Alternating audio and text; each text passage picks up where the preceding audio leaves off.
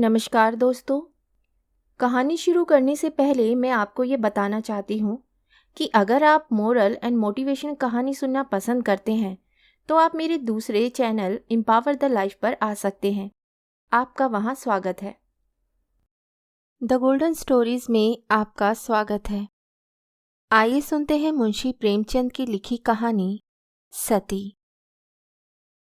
2 शताब्दियों से अधिक बीत गए हैं पर चिंता देवी का नाम चला आता है।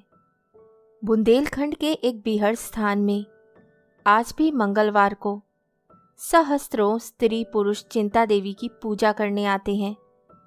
उस दिन यह निर्जन स्थान सुहाने गीतों से गूंज उठता है। तीले और टोकरे रमणियों के रंग बिरंगे वस्त्रों से सुशोभित हो जाते हैं। देवी का मंदिर एक बहुत ऊंचे टीले पर बना हुआ है। उसके कलश पर लहराती हुई लाल पताका बहुत दूर से दिखाई देती है। मंदिर इतना छोटा है कि उसमें मुश्किल से एक साथ 2 आदमी समा सकते हैं। भीतर कोई प्रतिमा नहीं है, केवल एक छोटी सी वेदी बनी हुई है। नीचे से मंदिर तक पत्थर का जीना है। भीड़ भाड़ में धक्का खाकर कोई नीचे गिर पड़े, इसलिए जीने की दीवार दोनों तरफ बनी हुई है। यहीं चिंता देवी सती हुई थी, पर लोक रीति के अनुसार वह अपने मृत पति के साथ चिता पर नहीं बैठी थी। उनका पति हाथ जोड़े सामने खड़ा था, पर वह उसकी ओर आंख उठाकर भी ना देखती थी। वह पति शरीर के साथ नहीं, उसकी आत्मा के साथ सती हुई। उस चिता पर पति का शरीर ना था, उसकी मर्यादा भस्मीभूत हो रही थी। यमुना तट पर कालपी एक छोटा सा नगर है। चिंता उसी नगर के एक वीर बुंदेल की कन्या थी। उसकी माता उसकी बाल्यावस्था में ही परलोक सिधार चुकी थी। उसके पालन पोषण का भार पिता पर पड़ा। संग्राम का समय था, योद्धाओं को कमर खोलने की भी फुर्सत ना मिलती थी। वे घोड़े की पीठ पर भोजन करते और जिन ही पर झपकियां ले लेते थे और उन्हीं पर झपकियां ले लेते थे। चिंता का बाल्यकाल पिता के साथ समर भूमि में कटा। बाप उसे किसी खो में या वृक्ष की आड़ में छिपाकर मैदान में चला जाता। चिंता निशंक भाव से बैठी हुई मिट्टी के किले बनाती और बिगाड़ती। उसके घरौंदे थे, उसकी गुड़िया ओढ़नी ना ओढ़ती थी। वे सिपाहियों के गुड्डे बनाती और उन्हें रण क्षेत्र में खड़ा कर देती। कभी कभी उसका पिता संध्या समय भी ना लौटता, पर चिंता को भय छू तक ना गया था। निर्जन स्थान में भूखी प्यासी रात भर बैठी रह जाती।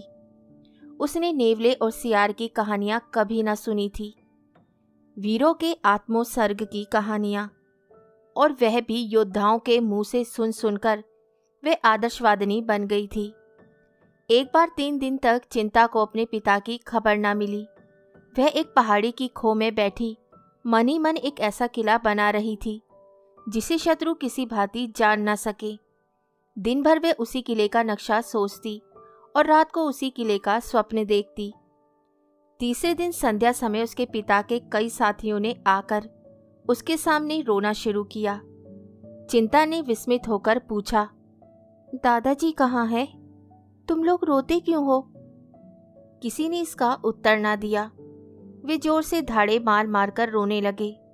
चिंता समझ गई कि उसके पिता ने वीरगति पाई।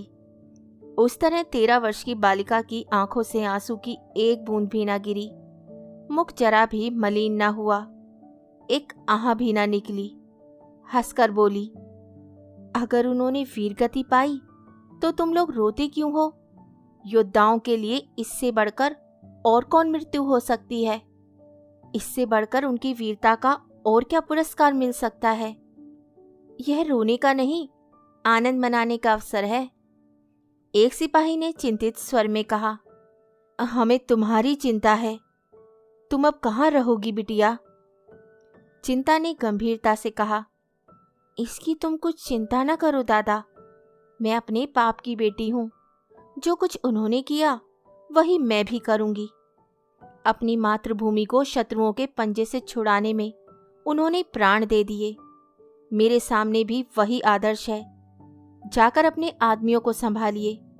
मेरे लिए एक घोड़ा और हथियारों का प्रबंध कर दीजिए। ईश्वर ने चाहा तो आप लोग मुझे किसी से पीछे ना पाएंगे, लेकिन यदि मुझे पीछे हटते देखना तो तलवार के एक हाथ से इस जीवन का अंत कर देना। यह मेरी आपसे विनय है। चाहिए अब विलंब न कीजिए।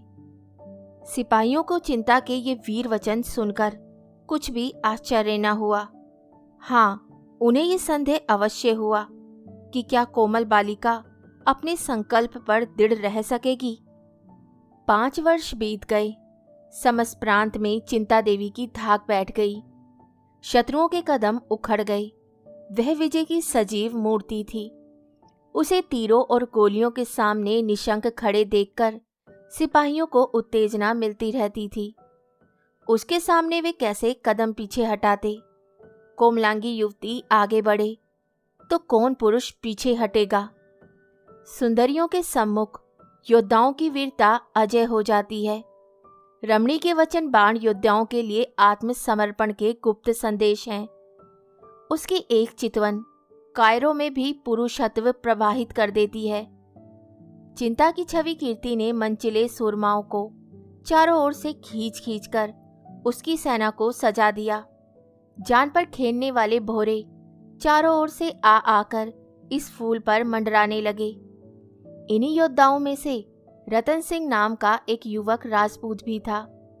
यूं तो चिंता के सैनिकों में सभी तलवार के धनी थे, बात पर जान देने वाले, उसके इशारे पर आग में कूदने वाले, उसकी आज्ञा पाकर एक बार आकाश के तारे तोड़ लाने को भी चल पड़ते। किंतु रतन सिंह सबसे बड़ा हुआ था। चिंता भी हृदय में उससे प्रेम करती थी। रतन सिंह अन्य वीरों की भांति अक्खड़, मुंहफट या घमंडी ना था। और लोग अपनी अपनी कीर्ति को खूब बड़ा बड़ा कर बयान करते। आत्म प्रशंसा करते हुए उनकी जबान न रुकती थी। वे जो कुछ करते चिंता को दिखाने के लिए। उनका ध्येय अपना कर्तव्य ना था, चिंता थी।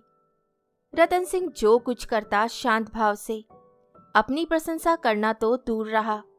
वह चाहे कोई शेर ही क्यों ना मार आए, उसकी चर्चा तक ना करता। उसकी विनयशीलता और नम्रता संकोच की सीमा से भिड़ गई थी। औरों के प्रेम में विलास था, पर रतन सिंह के प्रेम में त्याग और तप। और लोग मीठी नींद सोते थे, पर रतन सिंह तारे गिन गिन कर रात काटता था। और सब अपने दिल में समझते थे कि चिंता मेरी होगी। केवल रतन सिंह निराश था, और इसलिए उसे किसी से न द्वेष था न राग। औरों को चिंता के सामने चहकते देखकर उसे उनकी वाक्पटुता पर आश्चर्य होता। प्रतिक्षण उसका निराशा अंधकार और भी घना हो जाता था। कभी कभी वह अपने बोधेपन पर झुंझला उठता। क्यों ईश्वर ने उसे उन गुणों से वंचित रखा जो रमणियों के चित्त को मोहित करते हैं। उसे कौन पूछेगा, उसकी मनोव्यथा को कौन जानता है। पर वे मन में झुंझला कर रह जाता। दिखावे की उसकी सामर्थ्य ही ना थी। आधी से अधिक रात बीत चुकी। चिंता अपने खेमे में विश्राम कर रही थी। सैनिकगण भी कड़ी मंजिल मारने के बाद कुछ खा पी कर गाफिल पड़े हुए थे। आगे एक घना जंगल था। जंगल के उस पार शत्रुओं का एक दल डेरा डाले पड़ा था। चिंता उसके आने की खबर पाकर भगाभग चली आ रही थी। उसने प्रातःकाल शत्रुओं पर धावा करने का निश्चय कर लिया था। उसे विश्वास था कि शत्रुओं को मेरे आने की खबर न होगी, किंतु यह उसका भ्रम था। उसी की सेना का एक आदमी शत्रुओं से मिला हुआ था। यहाँ की खबरें वहां नित्य पहुंचती रहती। उन्होंने चिंता से निश्चित होने के लिए एक षड्यंत्र रच रखा था। उसकी गुप्त हत्या करने के लिए 3 साहसी सिपाहियों को नियुक्त कर दिया गया था। वे तीनों हिंसक पशुओं की भांति दबे पांव जंगल को पार करके और वृक्षों की आड़ में खड़े होकर सोचने लगे कि चिंता का खेमा कौन सा है। सारी सेना बेखबर सो रही थी। इससे उन्हें अपने कार्य की सिद्धि में लेश मात्र संदेह न था। वे वृक्षों की आड़ से निकले और जमीन पर मगर की तरह रेंगते हुए चिंता के खेमे की ओर चले। सारी सेना बेखबर सोती थी। पहरे के सिपाही थक कर चूर हो जाने के कारण निद्रा में मग्न हो गए हैं। केवल एक प्राणी खेमे के पीछे मारे ठंड के सिकड़ा हुआ बैठा था। यही रतन सिंह था। आज उसने यह कोई नई बात ना की थी। पड़ावों में उसकी रातें इसी भांति चिंता के खेमे के पीछे बैठे बैठे कटती। घातकों की आहट पाकर उसने तलवार निकाल ली और चौंक कर उठ खड़ा हुआ। देखा, 3 आदमी झुके हुए चले आ रहे हैं। अब क्या करे? अगर शोर मचाता है तो सेना में खलबली पड़ जाए और अंधेरे में लोग एक दूसरे पर वार करके आपस ही में कट मरे। इधर अकेले 3 जवानों से भिड़ने में प्राणों का भय है। अधिक सोचने का मौका ना था। उसमें योद्धाओं की अविलंब निश्चय कर लेने की शक्ति थी। तुरंत तलवार खींच ली और उन तीनों पर टूट पड़ा। कई मिनट तक तलवारें छपाछप चलती रही। फिर सन्नाटा छा गया। उधर वे तीनों आहत होकर गिर पड़े, इधर यह भी जख्मों से चूर होकर अचेत हो गया। प्रातःकाल चिंता उठी तो चारों जवानों को भूमि पर पड़े पाया। उसका कलेजा धक से हो गया। समीप जाकर देखा, तीनों आक्रमणकारियों के प्राण निकल चुके थे, पर रतन सिंह की सांस चल रही थी। सारी घटना समझ में आ गई। नारीत्व ने वीरत्व पर विजय पाई। जिन आंखों से पिता की मृत्यु पर आंसू की एक बूंद भी न गिरी थी, उन्हीं आंखों से आंसुओं की झड़ी लग गई। उसने रतन सिंह का सिर अपनी जांघ पर रख लिया और हृदयांगन में रचे हुए स्वयंवर में उसके गले में जयमाला डाल दी। महीने भर ना रतन सिंह की आंखें खुली और न चिंता की आंखें बंद हुई। चिंता उसके पास से एक क्षण के लिए भी कहीं ना जाती। न अपने इलाके की परवाह थी, न शत्रुओं के बढ़ते चले आने की फिक्र। रतन सिंह पर वह अपनी सारी विभूतियों का बलिदान कर चुकी थी। पूरा महीना बीत जाने के बाद रतन सिंह की आंखें खुली। देखा, चारपाई पड़ी हुई है और चिंता सामने पंखा लिए खड़ी है। क्षीण स्वर में बोला, चिंता, पंखा मुझे दे दो, तुम्हें कष्ट हो रहा है। चिंता का हृदय इस समय स्वर्ग के अखंड अपार सुख का अनुभव कर रहा था। 1 महीना पहले जिस जीर्ण शरीर के सिराने बैठी वह निराशे से रोया करती थी, उसे आज बोलते देखकर आह्लाद का पारावार न था। उसने स्नेह मधुर स्वर में कहा, प्राणनाथ, यदि यह कष्ट है तो सुख क्या है, मैं नहीं जानती प्राणनाथ। इस संबोधन में विलक्षण मंत्र की सी शक्ति थी। रतन सिंह की आंखें चमक उठी, जीर्ण मुद्रा प्रदीप्त हो गई। नसों में एक नए जीवन का संचार हो उठा और वह जीवन कितना स्फूर्तिमय था। उसमें कितना उत्साह, कितना माधुर्य, कितना उल्लास और कितनी करुणा थी। रतन सिंह के अंग अंग फड़कने लगे। उसे अपनी भुजाओं में अलौकिक पराक्रम का अनुभव होने लगा। ऐसा जान पड़ा मानो वे सारे संसार को सर कर सकता है, उड़कर आकाश पर पहुंच सकता है, पर्वतों को चीर सकता है। एक क्षण के लिए उसे ऐसी तृप्ति हुई मानो उसकी सारी अभिलाषाएं पूरी हो गई हैं और वे किसी से कुछ नहीं चाहता। शायद शिव को सामने खड़ा देखकर भी वह मुंह फेर लेगा, कोई वरदान न मांगेगा। उसे अब किसी रिद्धि की, किसी प्रदात की इच्छा न थी। उसे गर्व हो रहा था मानो उससे अधिक सुखी, उससे अधिक भाग्यशाली पुरुष संसार में और कोई ना होगा।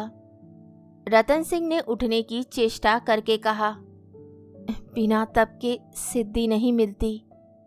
चिंता अभी अपना वाक्य पूरा भी ना कर पाई थी कि उसी प्रसंग में बोली, हाँ, आपको मेरे कारण अलबत्ता दुस्सह यातना भोगनी पड़ी। चिंता ने रतन सिंह को कोमल हाथों से लिटाते हुए कहा, इस सिद्धि के लिए तुमने तपस्या नहीं की थी। झूठ क्यों बोलते हो? तुम केवल एक अबला की रक्षा कर रहे थे। यदि मेरी जगह कोई दूसरी स्त्री होती तो भी तुम इतने ही प्राणपण से उसकी रक्षा करते। मुझे इसका विश्वास है। मैं तुमसे सत्य कहती हूँ, मैंने आजीवन ब्रह्मचारिणी रहने का प्रण कर लिया था, लेकिन तुम्हारे आत्मोत्सर्ग ने मेरे प्रण को तोड़ डाला। मेरा पालन योद्धाओं की गोद में हुआ है। मेरा हृदय उसी पुरुष सिंह के चरणों पर अर्पण हो सकता है जो प्राणों की बाजी खेल सकता हो। रसिकों के हास विलास, गुंडों के रंग रूप, फेकैतों के दाव घात का मेरी दृष्टि में रत्ती भर भी मूल्य नहीं। उनकी नट विद्या को मैं केवल तमाशे की तरह देखती हूँ। तुम्हारे ही हृदय में मैंने सच्चा उत्सर्ग पाया और तुम्हारी दासी हो गई। आज से नहीं, बहुत दिनों से। प्रणय की पहली रात थी। चारों ओर सन्नाटा था। केवल दोनों प्रेमियों के हृदय में अभिलाषाएं लहरा रही थी। चारों ओर अनुरागमयी चांदनी छिटकी हुई थी और उसकी हास्यमयी छटा में वर वधू प्रेमालाप कर रहे थे। सहसा खबर आई कि शत्रुओं की एक सेना किले की ओर बढ़ी चली आती है। चिंता चौंक पड़ी। रतन सिंह खड़ा हो गया और खूंटी से लटकती हुई तलवार उतार ली। चिंता ने उसकी ओर कातर स्नेह की दृष्टि से देखकर कहा, कुछ आदमियों को उधर भेज दो, तुम्हारे जाने की क्या जरूरत है? रतन सिंह ने बंदूक कंधों पर रखते हुए कहा, मुझे भय है, अब कि वे लोग बड़ी संख्या में आ रहे हैं। चिंता, तो मैं भी चलूंगी। नहीं नहीं, मुझे आशा है वे लोग ठहर ना सकेंगे। मैं एक ही धावे में उनके कदम उखाड़ दूंगा। यह ईश्वर की इच्छा है कि हमारी प्रणय रात्रि विजय रात्रि हो। ना जाने क्यों मन कातर हो रहा है, जाने देने को जी नहीं चाहता।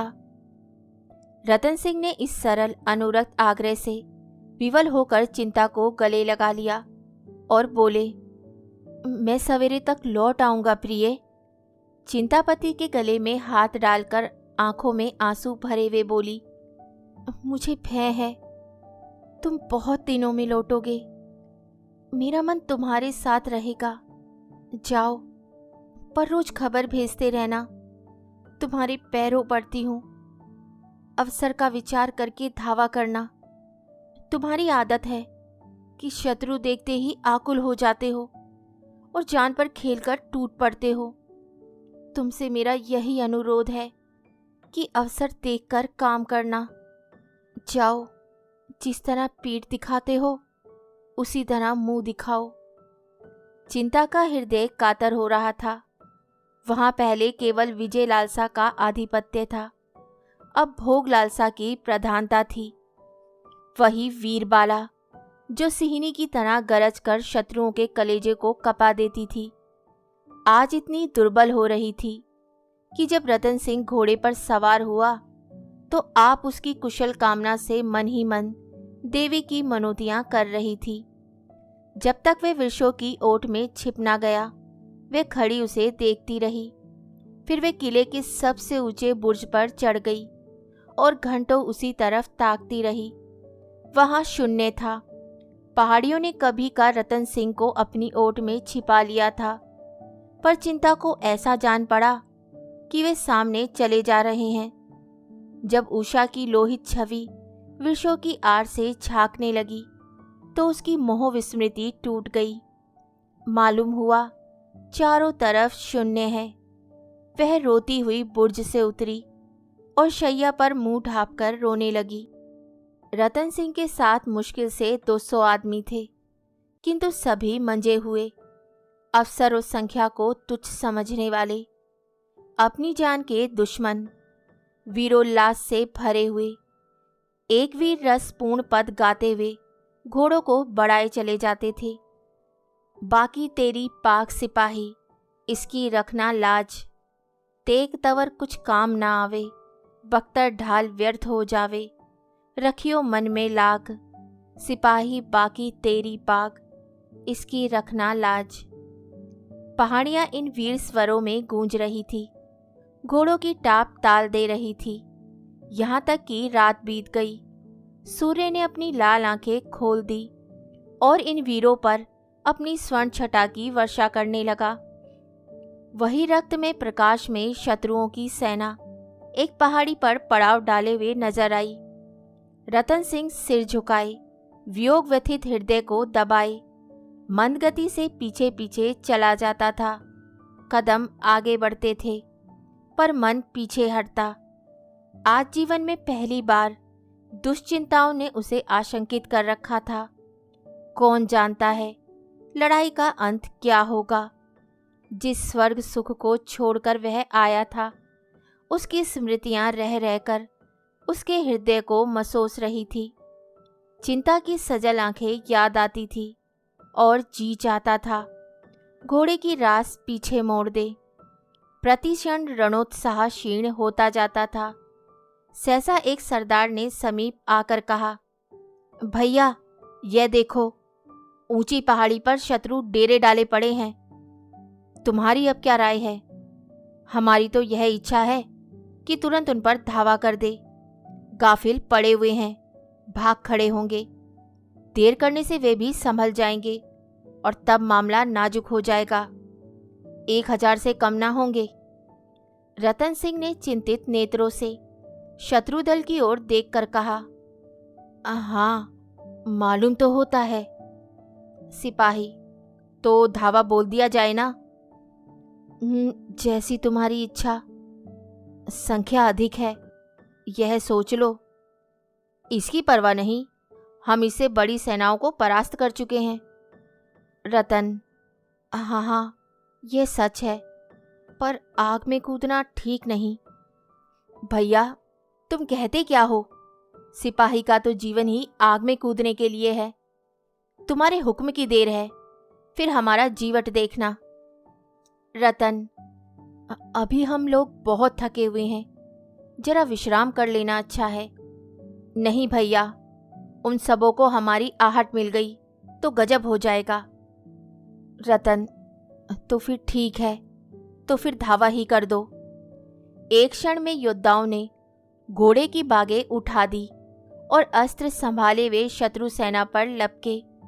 किंतु पहाड़ी पर पहुंचते ही इन लोगों ने उसके विषय में जो अनुमान किया था वह मिथ्या था। वे सजग ही ना थे, स्वयं किले पर धावा करने की तैयारी भी कर रहे थे। इन लोगों ने जब उन्हें सामने आते देखा तो समझ गए कि भूल हुई, लेकिन अब सामना करने के सिवा चारा ही क्या था। फिर भी वे निराश ना थे। रतन सिंह जैसे कुशल योद्धा के साथ इन्हें कोई शंका ना थी। वे इससे भी कठिन अवसरों पर अपने रण कौशल से विजय लाभ कर चुका था। क्या आज वे अपना जौहर ना दिखाएगा? सारी आंखें रतन सिंह को खोज रही थी, पर उसका वहां कहीं पता ना था। कहाँ चला गया ये कोई ना जानता था। अपने साथियों को इस कठिन अवस्था में छोड़कर वे कहीं नहीं जा सकता। संभव नहीं। अवश्य ही वह यही है और हारी हुई बाजी को जिताने की कोई युक्ति सोच रहा है। एक क्षण में शत्रु इनके सामने आ पहुंचे। इतनी बहुसंख्य सेना के सामने ये मुट्ठी भर आदमी क्या कर सकते थे। चारों ओर से रतन सिंह की पुकार होने लगी, भैया, भैया तुम कहाँ हो? हमें क्या हुक्म देते हो? देखते हो वे लोग सामने आ पहुंचे, पर तुम अभी मौन खड़े हो। सामने आकर हमें मार्ग दिखाओ, हमारा उत्साह बढ़ाओ। पर अब भी रतन सिंह ना दिखाई दिया। यहाँ तक कि शत्रु दल सिर पर आ पहुंचा और दोनों दलों में तलवारें चलने लगी। बुंदेलों ने प्राण हथेली पर लेकर लड़ना शुरू किया, पर एक को एक बहुत होता है। 1 और 10 का मुकाबला ही क्या, यह लड़ाई ना थी, प्राणों का जुआ था। बुंदेलों में निराशा का अलौकिक बल था। खूब लड़े, पर क्या मजाल की कदम पीछे हटे। उनमें अब जरा भी संगठन ना था। जिससे जितना आगे बढ़ते बना बढ़ा, अंत क्या होगा इसकी किसी को चिंता ना थी। कोई तो शत्रुओं की सफ़ेद चीरता हुआ सेनापति के समीप पहुंच गया, कोई उनके हाथी पर चढ़ने की चेष्टा करते मारा गया। उनका अमानुषिक साहस देखकर शत्रुओं के मुंह से भी वाह वाह निकलती थी। लेकिन ऐसे योद्धाओं ने नाम पाया है, विजय नहीं पाई। 1 घंटे में रंगमंच का पर्दा गिर गया, तमाशा खत्म हो गया। एक आंधी थी जो आई और वृक्षों को उखाड़ती हुई चली गई। संगठित रहकर ये मुट्ठी भर आदमी दुश्मनों के दांत खट्टे कर देते, पर जिस पर संगठन का भार था उसका कहीं पता न था। विजयी मरहटों ने एक एक लाश ध्यान से देखी। रतन सिंह उसकी आंखों में खटकता था, उसी पर उनके दांत लगे थे। रतन सिंह के जीते जी उन्हें नींद न आती थी। लोगों ने पहाड़ी की एक एक चट्टान का मंथन कर डाला, पर रतन ना हाथ आया। विजय हुई, पर अधूरी। चिंता के हृदय में आज न जाने क्यों भांति भांति की शंकाएं उठ रही थी। वे कभी इतनी दुर्बल न थी। बुंदेलों की हार ही क्यों होगी, इसका कोई कारण तो वह ना बता सकती थी, पर यह भावना उसके विकल हृदय से किसी तरह ना निकलती थी। उस अभागिनी के भाग्य में प्रेम का सुख भोगना लिखा होता तो क्या बचपन ही में मां मर जाती, पिता के साथ वन वन घूमना पड़ता, खोहों और कंदराओं में रहना पड़ता, और वह आश्रय भी तो बहुत दिन न रहा। पिता भी मुंह मोड़कर चल दिए, तब उसे एक दिन भी तो आराम से बैठना नसीब ना हुआ। विधाता क्या अब अपना क्रूर कौतुक छोड़ देगा। उसके दुर्बल हृदय में इस समय एक विचित्र भावना उत्पन्न हुई। ईश्वर उसके प्रीतम को आज साकुशल लाए तो वे उसे लेकर किसी दूर के गांव में जा बसेगी, पतिदेव की सेवा और आराधना में जीवन सफल करेगी, इस संग्राम से सदा के लिए मुंह मोड़ लेगी। आज पहली बार नारित्व का भाव उसके मन में जागृत हुआ। संध्या हो गई थी। सूर्य भगवान किसी हारे हुए सिपाही की भांति मस्तक झुकाते हुए आड़ खोज रहे थे। सहसा एक सिपाही नंगे सिर, पांव निशस्त्र उसके सामने आ खड़ा हो गया। चिंता पर वज्रपात हो गया। एक क्षण तक मर्माहत सी बैठी रही, फिर उठकर घबराई हुई सैनिक के पास आई और कातर स्वर में पूछा, कौन कौन बचा? सैनिक ने कहा, कोई नहीं, कोई नहीं, कोई नहीं। चिंता सिर पकड़कर भूमि पर बैठ गई। सैनिक ने फिर कहा, मरहटे समीप आ पहुंचे।